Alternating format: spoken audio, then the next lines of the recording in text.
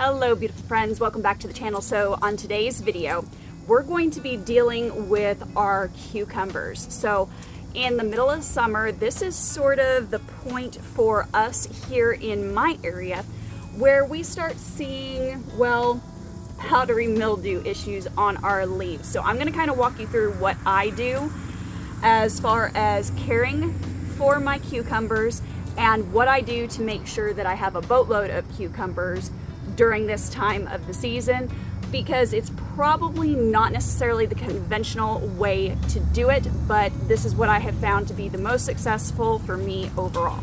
So let's go on ahead and jump into this video.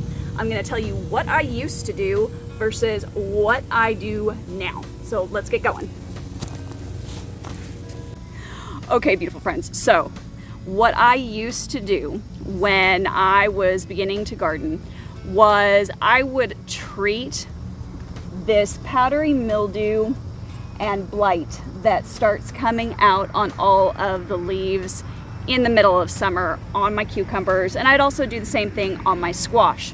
Now that meant me having to spend extra money on organic pest control, disease control, all of that, and cucumbers that were probably, maybe 20 cents a piece suddenly became like $2 a piece because I was attempting to save this cucumber plant. However, that is not what I do anymore, and let me tell you why. Cucumbers are a super quick growing crop, particularly in my zone. Not only are they a quick growing crop, but they are also a crop that we can succession sow. So this is what I figured out by trial and error, and I'm hoping it helps you, is instead of spending all that extra money on attempting to save a plant that is starting to kind of, get peaky, I figured out after watching the garden that it was kind of the plant's official signal that it was coming close to the end of its life cycle. So when I went to the extra expense, I guess you could say, of buying all of those things to try and save that one cucumber plant, even after I was able to kind of beat back that powdery mildew and save it and get it to continue producing, the thing that I noticed was the cucumbers weren't as good. They were tough-skinned, the flesh on the inside was kind of bitter, and they just weren't as enjoyable. So instead of going through all of the extra effort and all of the extra work and expense, did I mention expense, of saving one cucumber plant, I learned the valuable lesson of succession planting them. Yes, succession planting them.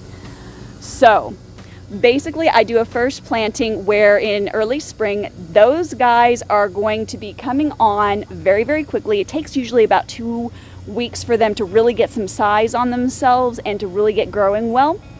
And then I also, towards the middle of June, put out more seeds, and this time what I did is I rotated it. So this is a type of rotational. Instead of putting it in the same space over here, I put it in a different space. So number one, that's going to kind of confuse any pests that we've got going on right now in the season. Number two, when it comes time, because it's going to be time very soon for me to be harvesting out the sweet potatoes and the ground cherries that are in there, that plant is going to need to come out, because when I'm taking all of that out, I have fall crops that are going to need to go into that bed. So this is not a bad thing to go on ahead and let that bed basically have a little bit of a rest period after harvesting everything out of it during the season.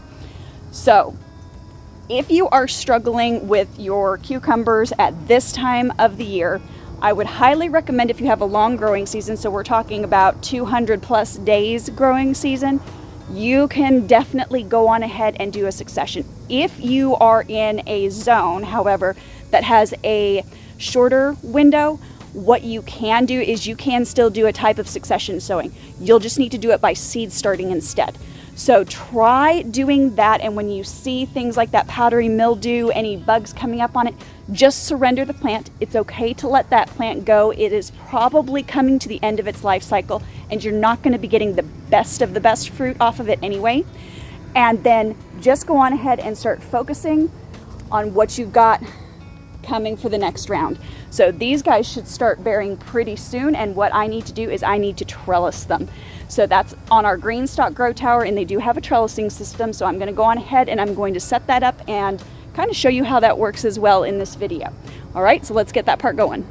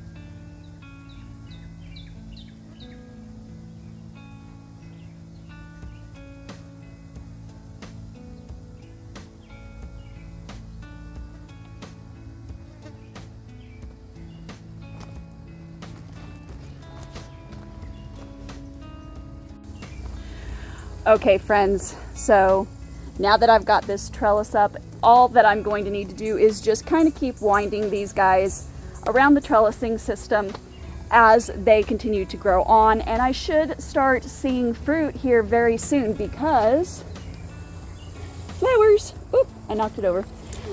So it has flowers on it, so it should be coming to fruiting stage probably within the next week or two. So that's really exciting. I should be getting another round of cucumbers as that guy is dying out. Now, one thing that you can do with the cucumbers, if they've gotten to that point where they are not exactly the tastiest and you don't want to give them away for obvious reasons, I save them for my worms. So I have a worm farm that I use to fertilize this entire garden. It makes perfect worm food. So don't worry, it's kind of a closed ecosystem. As we've talked about previously, we use what we have on hand to basically nurture what we have growing on in each season. So I'm very excited because, as I said, this kind of is signaling that the next season is around the corner. So if you have not started your fall seeds, you need to get that going. I'm telling you right now, we're getting close to that point. So I hope you enjoyed this video. If you would like to learn a little bit more about growing cucumbers, I will include a video at the end of this video for you to be able to learn a little bit more. And don't forget right now, guys, I have a wait list going on for my new small space gardening guide. It is coming very, very soon. I'm very excited. I am at the very, very final leg of accomplishing the whole written guide for you, and I'm stoked about it. So go on ahead and jump onto the free wait list. You will get early bird access to the guide as well as a very big discount on that guide when it comes out. So as always, keep it simple, natural, and essential. We'll see you on the next one. Bye.